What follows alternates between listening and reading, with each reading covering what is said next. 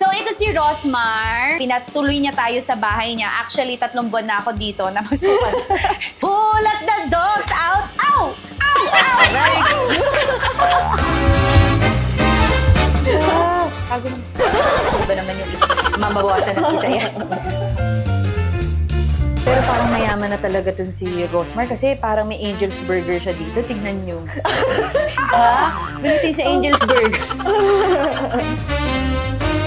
Gaano na ba kayaman talaga si Rosmar?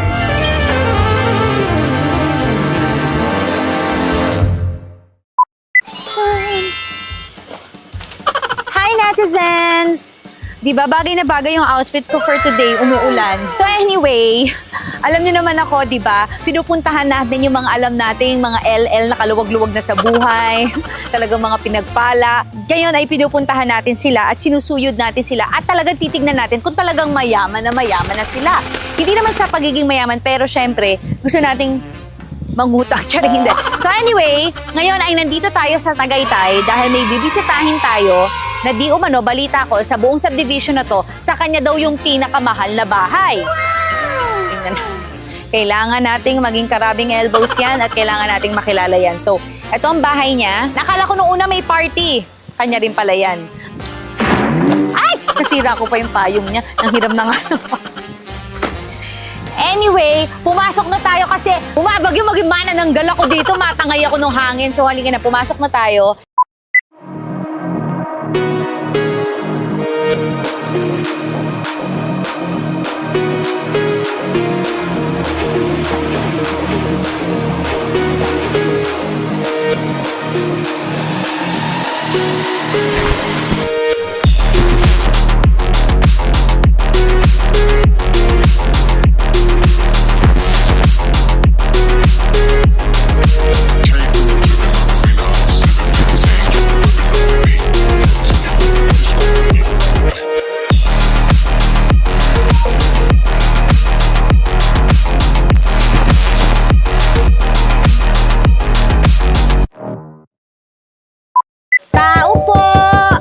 Ay, may naglalambigan na aso dito.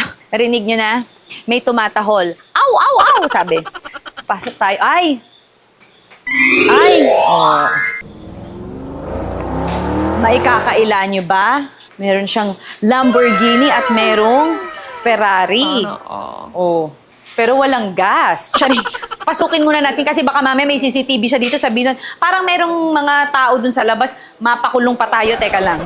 Saan ka nakakita ng may ref sa labas kung hindi yung nagtitinda ng ice cream sa amin? Ay! Ref. Ba't may refs dito sa labas? So, ibig sabihin, punong-puno ang bahay niya. Katokin. Parang nagbukas na siya tapos pumasok na lang siya kasi hindi niya alam. 1, 4, 3, 4, 6, 2, 1. Sino ba to? Ay! Si Rosmar! Ang ating LL na laging napapanood. Dating mga peso, naging dollar na. Si Rosmar, gusto ko talagang malaman kung talaga bang pag-aari niya ang mga properties niya. Gusto ko makita yung titulo.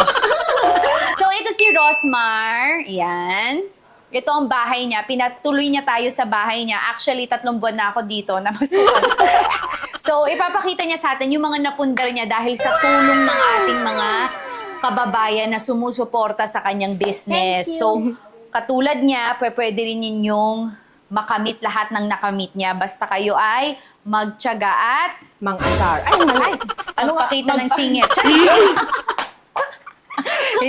Mag-ano lang kayo, magtiyaga kayo at syempre, lagi niyong isiping tumulong kasi siya, tumulong siya, okay? At dyan po tayo natatapos.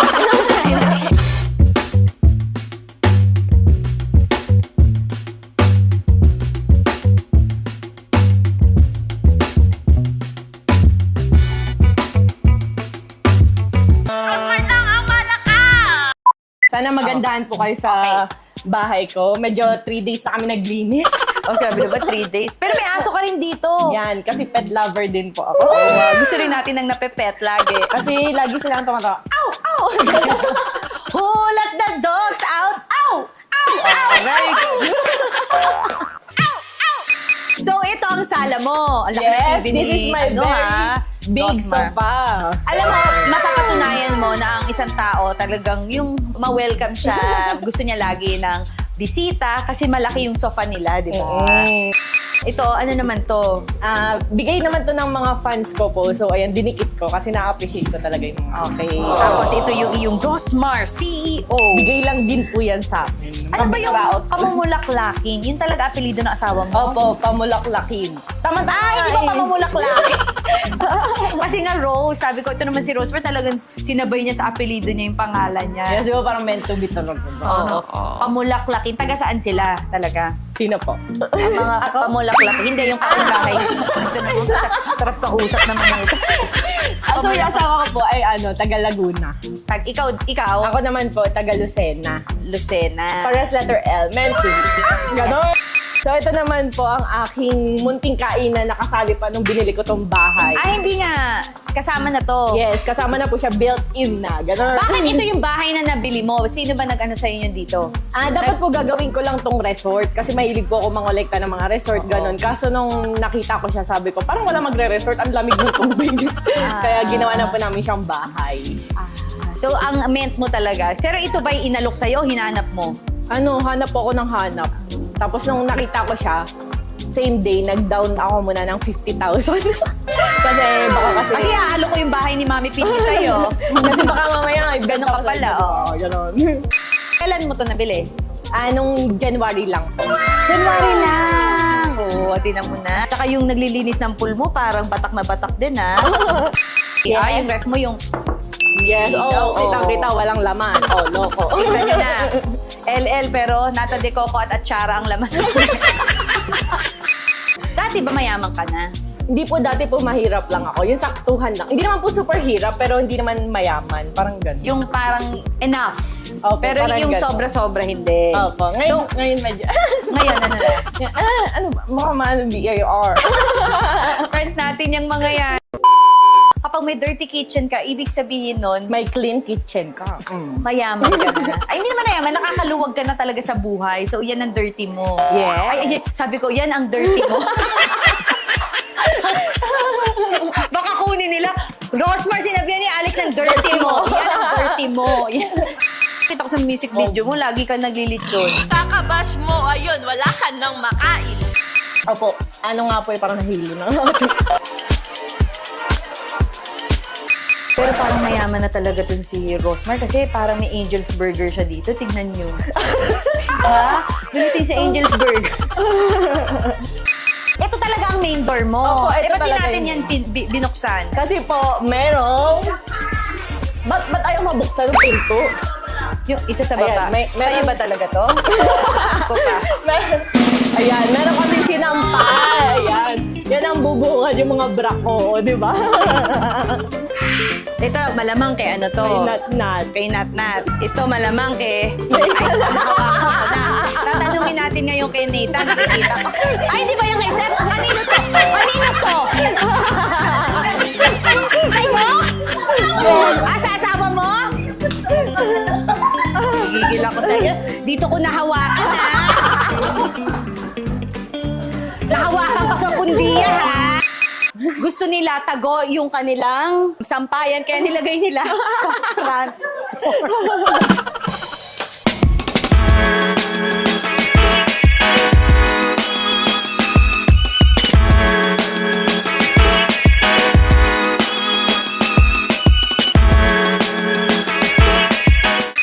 Binigay ni Nathan.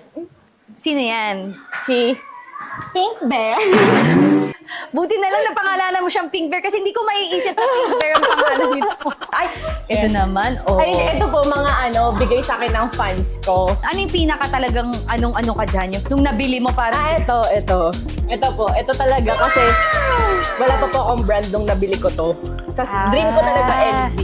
Tapos nung nabili ko to, sobrang saya ko. Pero Saan ka bumili? Sa reseller o talaga dun sa store? Sa store. Ay, sarap ng feeling nun. Picture. Ang sarap ng feeling nun. Ito yung pinakauna Ito yung mo. una ko pong LV. Ay, yung pinaka-last mong nabili, ano? Ito. Parang may kapareho kang CEO. Ganito. Siya yung CEO na tumutulong din siya sa business ng ibang CEO. Yes, diba? support. Sobrang nga niyang tulong yung happy cup nilagay niya sa mukha niya eh. Pinagsarap yung Okinawa na. Ayos na. Nilamgam siya after. Okay. Iyang Rosmar lang ang malakas. Saan mo naman nakuha yan? Parang siguro sariling bansag po, ganun. Hindi, Ganun, saan mo may- lang naisip nyo na Rosmar lang ang malakas? Tapos natatak na sa'yo. Opo, kasi parang nung time kasi na yun, bigla nag-boom yung Rosmar brand. Parang sabi ko, sobrang lakas. Tapos parang nung time na yun, Rosmar lang ang malakas. Ah, Wala kang malakang. alam mo, parang lumalabas, hindi mo to bahay. Hirap na hirap ka magbubukas, magsasara. Pero ito naman, gym. Gym. Ginawa lang po to. Sa parang daanan lang siya. Tapos ngayon po, yung asawa ko po at yung mga staff ko, dito po sila nag-gym. Pero maganda ha. Dati, yung tinitiran mo, anong ano? Gaano po? kalaki? Sa likuran po kami ng pet shop dati nakatira. Nung nagsama Saan? po kami kasama ko, sa Manila. Doon po lang kami dati nakatira sa likod ng pet shop. Kaya for example, minsan yung mga daga, di ba kasi pet shop siya, Oo, may mga pagkain. Yung mga daga, nagtatakbuhan sa kama namin. Meron kami kasama, di ba? Seryoso? Ako. Tapos yung pagbukas namin ng cabinet, makikita namin ang daming ipis, ganun. Mga kailan lang yun? Nung lang po, kung February po yung brand, mga siguro po mga December, ganun. Ganun talaga. May time na hirap ka sa buhay, tapos feeling mo, kailan ba mababago to? Tapos pag isang iglap, di ba? Tapos meron po siyang collection Biniles ka na ni Lord, ibinigay na yung blessing sa'yo. Master's bedroom, where the magic happens, where the 3 times a night happens. Ate Agi, kung may mga marinig ka mang nalingit dito, wag mo nang balaking tumingin. Oo, gano'n. Makikita mo ang kagaya ko. Uy, ang laki ng CR. Oh. Sinurprise ko Motor. siya ng motor, pero hindi ko pinapagamit kasi baka siya ma-accident. Magkano bili mo doon? 3M. Hindi po siya pwede ipang-angkas. Ganun ba yung Ducati? Bakit? So ano na lang muna kayo? Ducati. Dito, ito Ducati Kaya mo. pinapamigay ko mga cellphone, gano'n. Naimigay ka ng cellphone sa live mo. Tapos Apo. meron ka ng stock. Kago mo. Ano ba naman yung mamabawasan ng isa yan? Okay, lagay na natin dito. Ano ba naman yung isa lang? Hello? Kaya Hindi lang to TikTok live na live ko na siya kasama, di ba? Kaya may CCTV dyan para mahuli. Sige, balik na natin. Baka mamaya, makasama pa tayo sa tour ko. May barko pala sila dito, oh. Sinong kapitan nyo dito? Ay, ang ganda mo dito, Rosmar, ha? Bagay pala Hindi, sa'yo, may- maiksi buhok. May secret yan. Ano? Kaya meron dyan kasi may hinigit ni Natnat. Ayun, oo. May mga nangungutang ba sa'yo? Meron po. Marami. Tas yung iba din na nagbayad. Ganun. Fake Meron lang. ako before. Meron yung anak niya may sakit. Hindi ko siya distributor. Distributor siya ng ibang brand. Kaso lang nga lang, walang tumutulong sa kanya. Ang ginawa ko, binigyan ko siya ng 500,000. Isang tao lang yun. Pero yun, wala rin. Na-deads din yung anak niya. Pero at Di ba parang may sakit ka rin? As in kasi, syempre, pag tumutulong tayo sa tao, grabe yung balik eh. As in, Oo. nung pandemic, 20K na lang po yung natira sa pera ko kakatulong. Hindi nga. Mm-mm. Wala pa tong Kakatulong. sabon. Wala pa yung brand. Kakatulong ko lang sa mga tao. Oh. Tapos, wala na. Tapos nung time, bigla nag-boom yung brand ko. Hindi ko in-expect na grabe yung balik ni Lord. Kasi binalik ni Lord dahil alam niya na nagiging way ka para mag-bless ng ibang tao, kaya ibe-bless ka rin niya. Hindi ko talaga pinapakita sa social media yung weak side ko. Pero sa asawa ko, siya yung nakakita nun. Parang sa kanya ako umiiyak na, Daddy, gano'n. Tapos pinapatahimik Pinapatahimik ka sa Oo, kumbaga parang pinapakalma niya ako. Oo. Kaya lumalakas yung loob ko. Ano yung pinakamasakit para sa'yo? Yun siguro, yung kapag dinadamay nila yung pamilya ko. Kasi yung asawa ko po is may depression. So, parang... Talaga?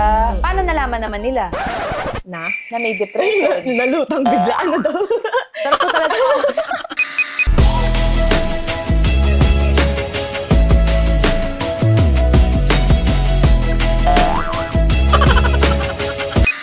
Mahal ba kuryente mo? Ito naman mga isda na, 50,000. Ha? Ang mahal naman ang kuryente niya, 50,000. Kay Nathan kasi to, yung bahay namin ginagawa niya Manila Zoo. Kaya nga mahilig siya sa akin eh. Mahilig siya sa pet.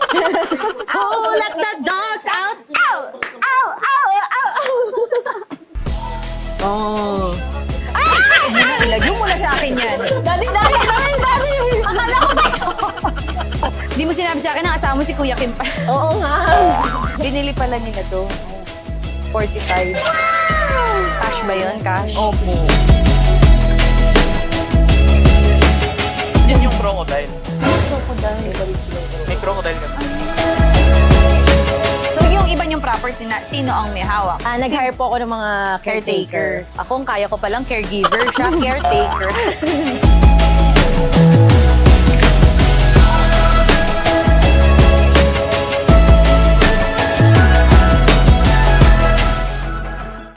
Pag iisipin nyo, yung kantang nilabas niya, tapos minsan, di ba, pare sa social media, pero ibang-iba siya sa personal. Sa mga walang sawang sumusuporta sa akin, super thankful ako kasi kahit ang daming bashers, hindi kayo nare-recruit.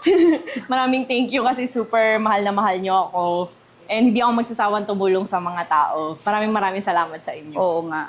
'Di ba? Sa mga bashers, wag na kayong mag-recruit. Kung galit kayo, kayo na lang. Wag na kayong mandamay ng iba. Kaya nga. Magkano to? Nasa 25 ata. 28. 28. Ah, magkano to? 20 plus din siya. Di pa ako nakasakay sa mga ganito. Saan mo naman? Yung susi, Mikey, yan.